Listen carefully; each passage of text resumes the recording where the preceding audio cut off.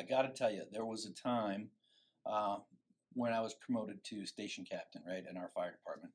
And at that point, I was the second highest ranking military member there as an E4, right? We didn't have much as far as rank. One of the things I learned from that experience being promoted was you really have to know who your people are and what their capabilities are. And once you know that, you can really assign work tasks to get the greatest results using their talents that maybe is not their job duty necessarily or job title necessarily.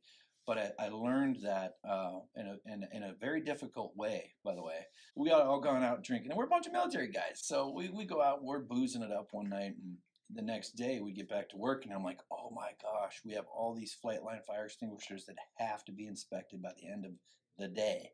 And there's like 300 of them.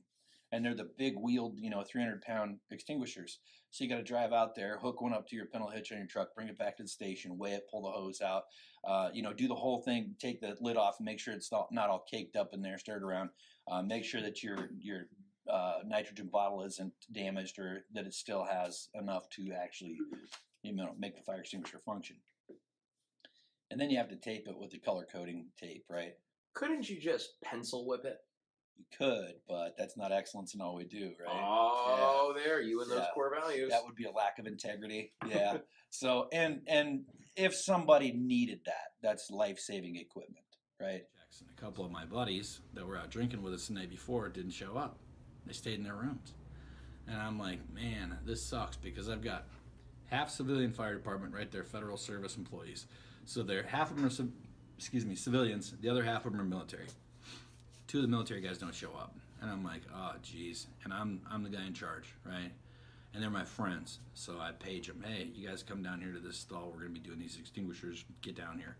They don't show up, and I'm like, oh no, now what do I do? Because it's like your authority is being challenged in front of the rest of the team, and if you allow that to happen, then everybody can do it.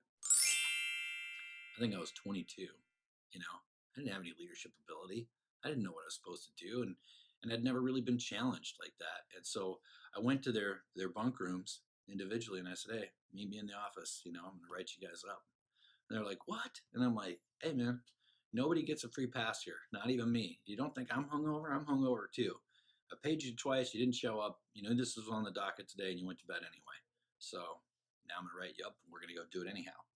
And that was tough. That was a big transition for me, and that kind of helped me.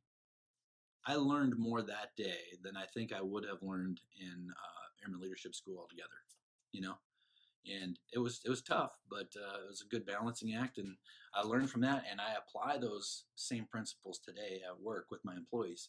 I'm very open with them, very transparent. I let them know what's coming up, and I let them know where we're at, even financially. Sometimes I'll disclose that kind of stuff to employees so that they know.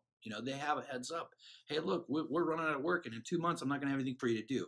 If you want to go get a job, go get a job. I'll help you do whatever you need to do. I'm very transparent with them, and I think that helps me retain employees. If you had some words of advice for a young service member, maybe they're still active, maybe they're getting ready to get out, and they're interested in entrepreneurship, what advice would you give them?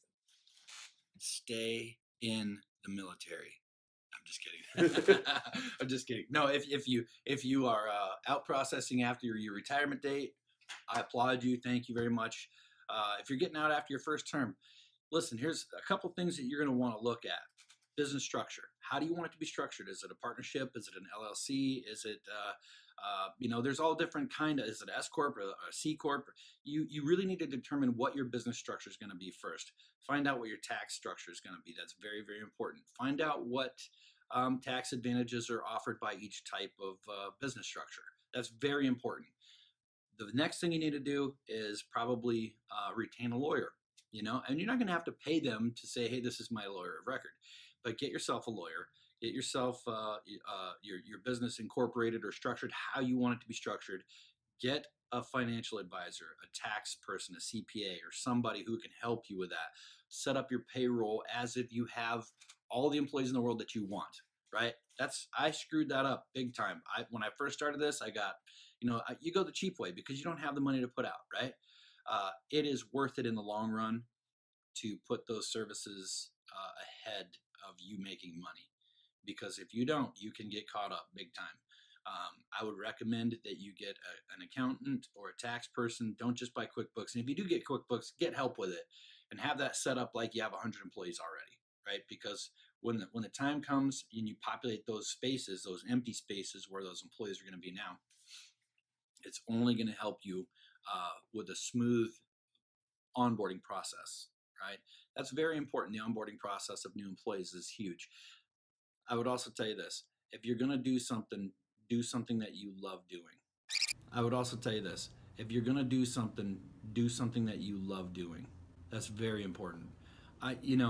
Being a safety guy it doesn't sound glamorous, and it's not sexy, and it's not exciting all the time, but what I can tell you is that it's always different.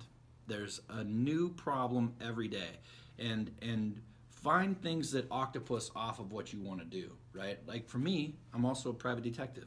I also do expert witnessing. So those things are all fun for me to do. And it's an interesting way to generate more revenue for my company. And it also helps me be a better safety guy because I understand the laws and how they apply better than most people, I would say. So for me, it just keeps me sharp. Just stay sharp on what you're doing. And the moment you realize that you're getting comfortably lazy in your position, find something else to do. Push yourself, constantly push yourself. It's really easy to get caught in that comfort zone. And I'll tell you, the minute you start getting comfortable, that's the minute you start dying. You've got to push yourself. And it takes an internal fire to keep you moving, right? As a business owner, yeah, if I want to say, hey, Tuesday morning, let's not go to work, let's go golfing instead, I can do that. But I also know that on the back end of that golf day, I might have 8 or 9 hours worth of work to catch up on, which might mean I don't just work 7 to 4. I might work from 6 to 7:30. I might work a 13, 14, 15-hour day because there's nobody else that's going to do it. So you have to be able to pick and choose what you want to do, but just do it the very best you can. Honestly, that's my best bit of advice. Set up your legal structure the best way you can. Your taxes, know what you're dealing with there. And if you don't, then get help. And then find something you love doing. To me, it's fun. So, Mr. Walden, thank you very much for your time. Again, the name of your company is SLP Alaska, LLC, if I'm not mistaken. LLC, correct. And what is the website? SLPAlaska.com. And you are a veteran-owned company. Yes. Yeah. Service-disabled veteran-owned small business. Oof. The SDVOSB. Are there any tax benefits in that? There are some benefits, not necessarily tax benefits, but there are benefits to it. So like government contracting, right? There's a huge leg up for SDVOSBs for government contracts. So yeah, there's a lot of opportunities out there for veteran-owned businesses.